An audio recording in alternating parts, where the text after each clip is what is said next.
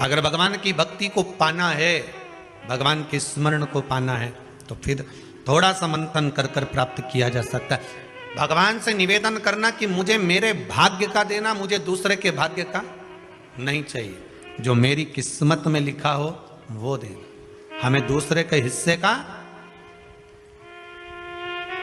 और जो दूसरे के हिस्से का लेता है उसकी दशा क्या होती है, शिव महापुराण की कथा कहती है।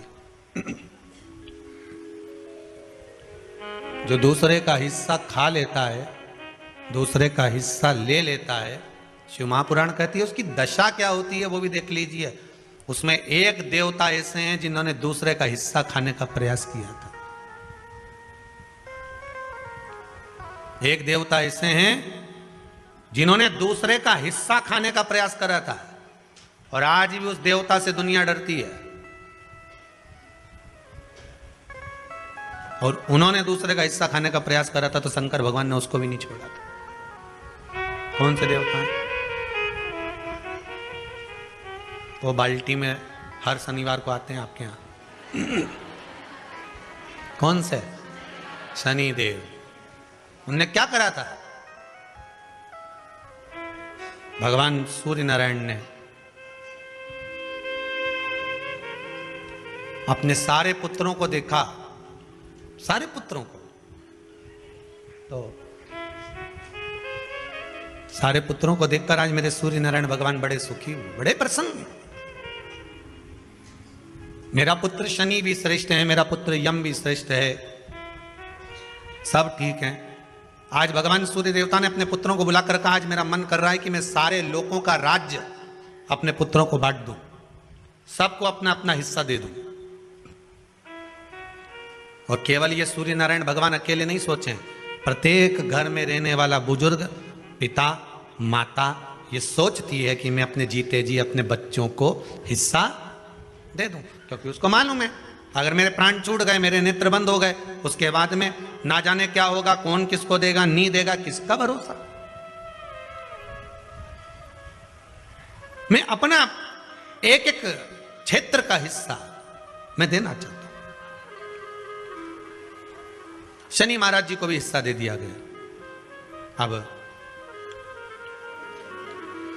जब शनि महाराज जी को हिस्सा दे दिया तो शनि महाराज जी संतुष्ट नहीं हुए। दुनिया में ऐसे लोग बहुत सारे हैं जो संतुष्ट बहुत कम हो पाते हैं। समय की परिभाषा है। हो सकता है कि घर में जब बड़ी बहू आई होगी तब घर की परिस्थिति इतनी नहीं रही होगी, बोलो सही है कि गलत है? हो सकता है बड़ी बहू के आने के समय पर इतनी परिस्थिति नहीं रही हो, इतना धन घर में नहीं रहा हो, तो बड़ी बहू को जो दिया चढ़ावे में हो सकता है कि कुछ 1 तोला 2 तोला 3 तोला दे दिया होगा, या थोड़ी साड़ियां, थोड़ा सा लहंगा हल्का दे दिया होगा। हो सकता है थोड़ी सी रकम, थोड़ा सा आभूषण कम चढ़ गया होगा। और आज आते आते आते आते समय बदल गया। हो सकता है भोलेनाथ जी ने कृपा कर दी और अब धन ज्यादा आ गया, तो अब दूसरे बेटे की शादी करी तो अच्छे से कर दी, पैसा भी खूब लगा दिया। तो इसमें दोष होना चाहिए क्या? दुख होना चाहिए क्या? नहीं। समय की परिभाषा, समय की परिभाषा। पर कई लोग होते हैं जो संतुष्ट नहीं हो पाते। बड़ी बहू को लगा छोटे की शादी में तो इतना खर्च कर दिया माता जी ने, और मेरी शादी में कम करा, हृदय ना ना ना ना। माता की दृष्टि में कभी कोई पुत्र छोटा और बड़ा नहीं होता। उसने बराबर का दूध पिलाया है, स्तन पान कराया है, उसकी दृष्टि में कोई छोटा नहीं, कोई बड़ा नहीं, सब बराबर। महाराज शनिदेव के मन में संतुष्टि नहीं हुई। जब शनिदेव के मन में संतुष्टि नहीं हुई तो शनि महाराज उसी समय पर अपने सारे भाइयों का हिस्सा बटोरने लगे, उस पर कब्जा करने लगे। कब्जा करने लगे तो सूर्य देवता की आंख में जल भर गया। कितना तेजवान सूर्य नारायण, कितने तेजवान, कितना तेज भगवान सूर्य के पास में था। पर शनि महाराज को देखकर आज रो रहे हैं। शनि महाराज को देखकर बहुत करबद्ध निवेदन करके कहेंगे, भगवान अगर पुत्र दे तो संस्कारी दे। 「 भगवान अगर पुत्र दे तो संस्कारी दे। 」 भगवान अगर पुत्र दे तो संस्कारी दे। संस्कारी अगर पुत्र होगा तो जीवन की सार्थकता होगी। अच्छे अच्छे सूरमाओं को भी अपने बेटों के कारण रोते हुए देखा है। अच्छे अच्छे सूरमाओं को भी। जब बच्चे बड़े हो जाते हैं, घर में बहुएं आ जाती है, माता पिता की चलना बंद हो जाती है, बहू बेटों की चलना प्रारंभ हो जाती है। पिता कुछ भी कहता है, बेटा दौड़ कर चिल्ला कर दौड़ता है। सास कुछ भी कहती है, बहू चिल्ला कर दौड़ती है। अच्छे अच्छे सुरमा को भी। इसीलिए आपको बार बार कहते हैं, जब तक शरीर चले और तुम्हारे घर में चले, तब तक सारे दान पुण्य भजन कीर्तन सत्संग तीर्थ सब कर लो। उसके बाद में अगर 50 रुपया भी दान करोगे नहीं तो छोरा की दृष्टि में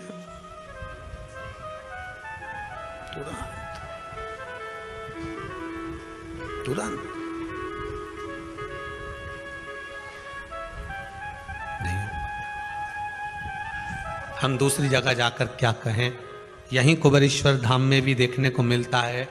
बेटे अपनी बूढ़ी बूढ़ी माओं को जब दर्शन के लिए, माँ नहीं मानती, हमें तो जाना है कुबेरेश्वर धाम, हमें तो जाना है, जिद पकड़ लेती हैं, लेकर आती हैं। और माँ उनसे कहती है, ला रे दे दे 50 रुपए दे दे। तो छोरा हूं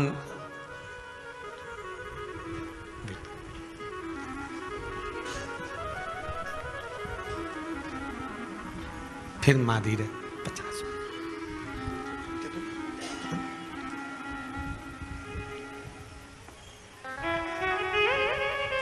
आखिरी में माँ का जब अपमान होते हुए बार बार देखते हैं तो हम भी हाथ जोड़कर कह देते हैं, मत मांग, जाओ।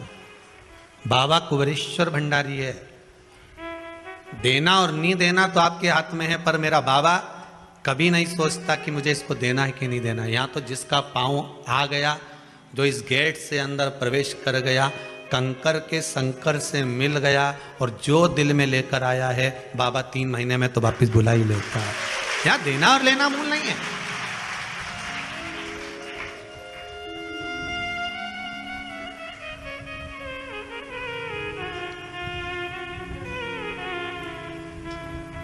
यहाँ का बहुत विचित्र भाव है साहब, बहुत विचित्र भाव। इस कुबेरेश्वर धाम से अगर कोई चप्पल भी बदल कर ले जाता है ना, तो वो चप्पल भी हिला के रख देती है, उसको रुला रुला देती है। यहाँ का तो इतना प्रमाण देखा है। सत्यता की बात बता रहे हैं आप लोग, उसको हंसी में लो चाहे व्यंग में लो। एक जरा सा किसी का सामान भी अगर यहाँ से चला जाता है, व्यक्ति ले गया, मन का धन कर लिया उसने, ले गया, कोई सामान ले गया, मान लो कोई तुम्हारी वस्तु ले गया, रह नहीं पाता, रोएगा। या तो फिर शरीर का कोई अंग अपने आप टूट जाता है, फिसल गया, गाड़ी से गिर गया, टूट गया, लगा जितने का सामान लेकर गया है उतना तुझे वहां लगाना पड़ेगा, हॉस्पिटल में लगा देगा। इस भूमि का प्रमाण देखा, इस भूमि का। तुम मन का धन कर सकते हो, पर इस भूमि के प्रमाण को फिर निवेदन करूंगा, हम तो नहीं जानते बाबा क्या दे रहा है, पर आप लोगों का भाव अगर शुद्ध है तो जितने आप लोग आए हो ना, सब एक दूसरे का नंबर भले फोन लगाकर पूछ लेना कि 3 महीने में तू जा रही है क्या, तो कह दे कि हाँ मेरी तैयारी है जाने की। बाबा कृपा कर देता। आप जिनके साथ में आए हो, आपकी गाड़ी में जो लोग आए हैं, 8 लोग आए हैं, तो 8 में से 5 की तैयारी रहेगी वापिस आने की। सबकी तो नहीं कह सकता हूं, क्योंकि दिल भी तो होना चाहिए, मन भी तो होना चाहिए, विश्वास। हो सकता है गाड़ी में 8 लोग आए तो उसमें से 2-3 का मन नहीं होगा, चलो सब जा रहे हैं तो अपन भी चलो। देखे तो सरी आखिर में नौटंकी चल रही है। लोगों के शब्द होते हैं, नौटंकी का चल रही है, अपन देखे तो चलिए। तो जिसका जैसा भाव होगा बाबा वैसे मिलता है। मेरे भगवान कृष्ण जब मथुरा में पहुंचे थे, कंस को काल दिख रहा था, देवकी मैया को लाल दिख रहा था, अक्रूर जी को भगवान दिख रहे थे, सबकी भावना थी, गोपियों को कृष्ण दिख रहे थे। जिसकी जैसी नियत भगवान वैसा नजर आ रहा। आप जिस भाव से आए हो, इसीलिए कह रहा हूं, गाड़ी में 8 लोग हैं तो 8 में से 5 की तैयारी कर लेना, 3 महीने बाद वापिस आना है। अगर 10 लोग आए हो तो 8 की तैयारी कर लेना, वापिस आना ही पड़ेगा। अगर 4 आए हो तो 2 की तैयारी कर लेना, आना ही पड़ेगा। और 2 आए हो तो उसमें 1 की तैयारी करो कि बाबा बुलाएगा जरूर। यहां इस भूमि का प्रताप है, आना और भाव लेकर। यहाँ कुछ नहीं, जो ये 21-21 हजार रुपए लोग जमा करें ना आजीवन भोजन भंडारे के, उनके भोजन बनता है दाल चावल सब्जी रोटी। आज तो कुछ और बन गया होगा, शायद कड़ी बन गई होगी। कड़ी चावल रोटी जो बन गया सादे भाव में। आज किसी भगत ने कह दिया गुरुजी रोटी बनाने में बहुत देरी होती है, बेचारी माताएं इकट्ठी होती हैं सब बनाती हैं, तो एक भगत ने मशीन आज बोल दी है रोटी बनाना की, 4-5 दिन में आ जाएगी। बाबा की कृपा, बड़ी बड़ी करुणा बाबा ने कर दी। अब अगली बार से तुमको बेलना नहीं पड़ेगी री बबू, ध्यान रखना, अब नहीं बेलना पड़ेगी, अब तो मशीन में बन के अब तो तुम खूब निपटा जो जोरदार है। तो क्या सोचना उसमें, कृपा बाबा की, बस करुणा। शनि महाराज ने अपने भाइयों के इस हिस्से पर कब्जा कर लिया।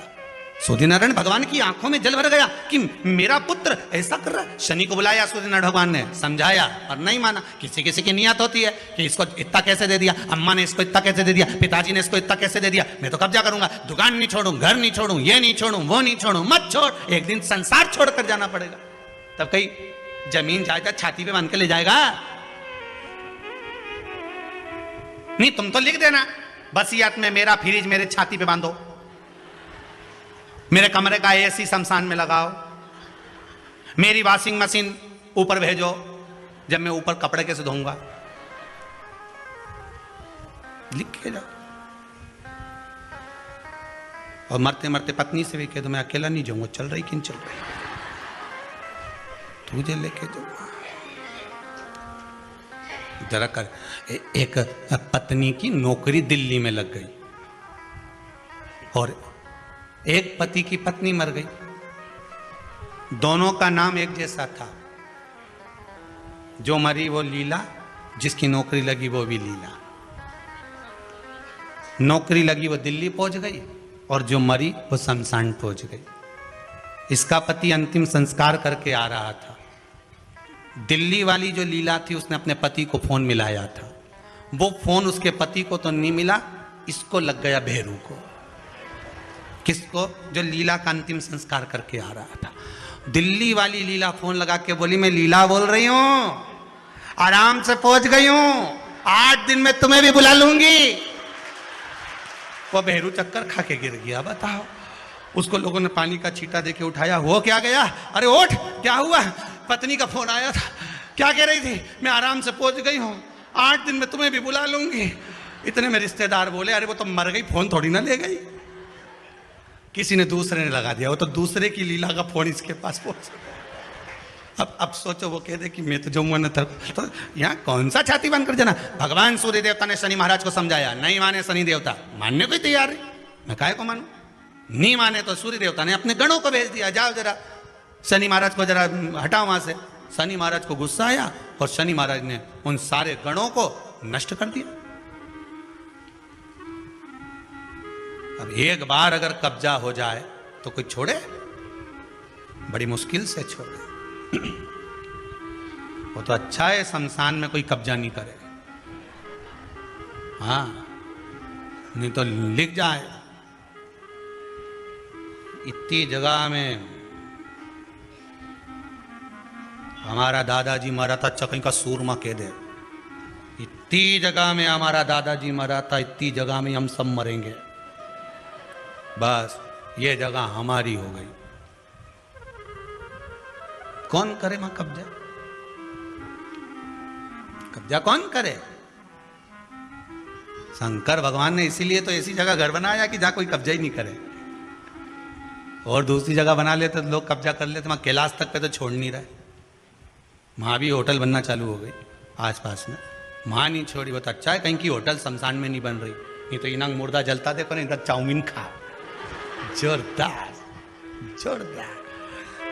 और जैसी हड्डियों जले तो चटक चटक करे, नहीं तुम पानी पतासा निपटा चरखा। तो अच्छा है कि वहां होटल नहीं बनी। दिन का बस चले गई वह, क्या बस चले। शनि महाराज ने सबको भस्म कर दिया, क्रोध आ गया, सूर्य देवता रो रहे हैं, सूर्य नारायण रो रहे हैं। भगवान शंकर की पंचायत में सूर्य देव भी हैं, मतलब शंकर भगवान के मित्रों की गणना में सूर्य आते हैं। भगवान विष्णु, सूर्य नारायण, शंकर भगवान, मां दुर्गा, गणेश जी, ये पंचायत है ना शंकर की। शिव पंचायत। शिव परिवार में कार्तिकेय, गणेश जी, पार्वती जी, शंकर जी, नंदी, ये शिव परिवार। पंचायत में सूर्य देवता आते हैं। सूर्य नारायण को रोता हुआ देखकर भगवान शंकर को बड़ा दुख हुआ। शिव जी ने पूछ लिया, क्या बात है, आप रो रहे हो? नारायण क्या हो गया? मेरा बेटा मानने को तैयार नहीं है। आप चिंता मत करो, अभी देखता हूं मैं जाकर। और भगवान शंकर ने जाकर तुरंत सूर्य नारायण भगवान के कहने पर शनिदेव को जाकर समझाया। इतने में तो शनिदेव आग बबूला हो गए। आग बबूला होकर शनिदेव ने कहा, ए शिव, आप मुझे जानते नहीं हो? शंकर भगवान ने कहा, क्या जानना है ये बताओ, क्या जानना है ये बताओ। शनिदेव कहते हैं, आप मेरी दृष्टि को नहीं जानते। शंकर भगवान ने कहा, तू भी नहीं जानता कि तेरी दृष्टि खराब कैसे हुई? तेरी दृष्टि को श्राप किसका लगा है, तुझे नहीं मालूम क्या? शंकर भगवान ने जब समझाना चालू करा कि देख शनिदेव, तुम तो कह रहे हो,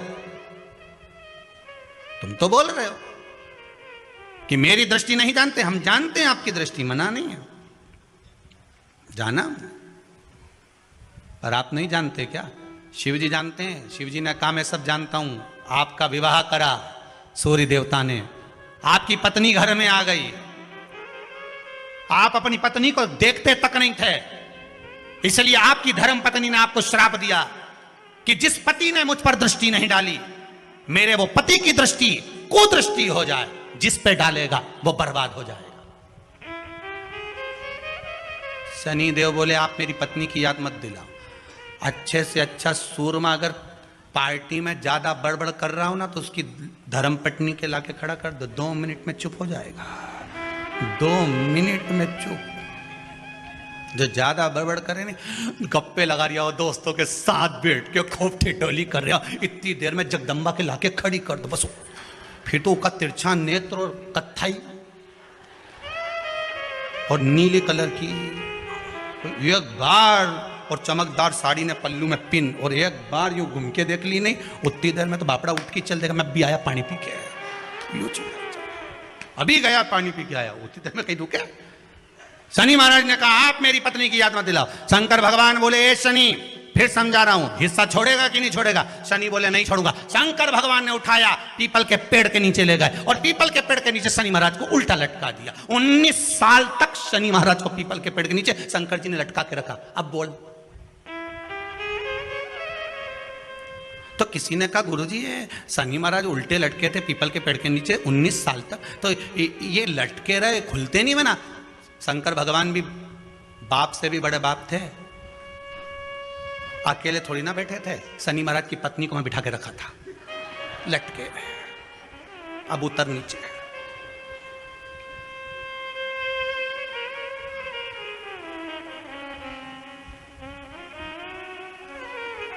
शनि महाराज ने देखा, इसी ने मुझे श्राप दिया है, मेरी दृष्टि कुदृष्टि हो जाए, और इसको मैं देखना पसंद नहीं करता। तो शनि ने 19 साल तक आंख नहीं खोली। शंकर जी ने भी कह दिया था, यहीं बैठी है, खोल मत लीजिए। तो बापड़ा खोले ही नहीं आंख, ओंधा लटके पीपल के पेड़ में। कई बार शनि महाराज ने शिव जी से कहा, गई क्या?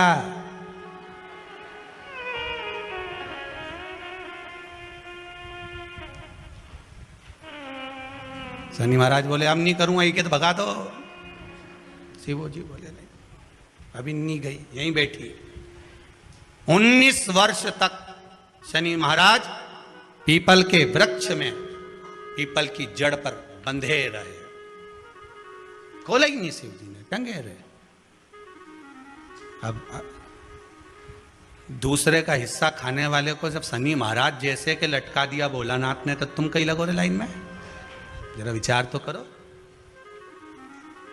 तुम तो तुरंत, कई लोगों की आदत होती है, एक माताजी की चप्पल कहीं खो गई तो बड़ी दुखी। उसकी सहेली ने कहा, कहां जा रही है? मंदिर में जा रही हूं भगवान के। क्यों? भगवान के मंदिर आई थी, मेरी चप्पल कोई ले गया। भगवान से क्यों? मेरी चप्पल दिलाओ। गुस्से में अंदर गई, और जो भगवान के मंदिर में पहुंची, फौज के वापिस बाहर आ गई। क्यों, तू तो इतनी शेरनी बन के गई थी, तो क्यों नहीं बोल के आई कि भगवान से क्या बोलो, उनकी तो खुद चप्पल नहीं कोई चुरा के ले गया, वो तो खुद नंगे पैर खड़े, उनके पास तो खुद चप्पल नहीं। अब बोले सो क्या, उल्टे लटके हैं शनि महाराज, उल्टे लटके। 19 वर्ष तक शनि महाराज लटके रहे। तब 19 वर्ष नेत्र बंद कर कर शनि महाराज ने शंकर की आराधना करी कि दुनिया में कोई ऐसा नहीं जो मुझे उल्टा लटका दे, केवल एक यही है जिनने मुझे लटकाया है। तो 19 वर्ष तक तप करा तो शंकर जी प्रसन्न हो गए। धर्म पत्नी को हटाकर पार्वती को लाए, साथ में आशीर्वाद दिया, शनि महाराज को खोला, वर मांगो तुम्हें क्या चाहिए, मांगो तुम्हें क्या चाहिए। शनि महाराज ने कहा मांगूंगा कुछ नहीं, आप वर दे दीजिए। शंकर जी ने कहा मैं तुम्हें दंड अधिकारी बनाता हूं कि आप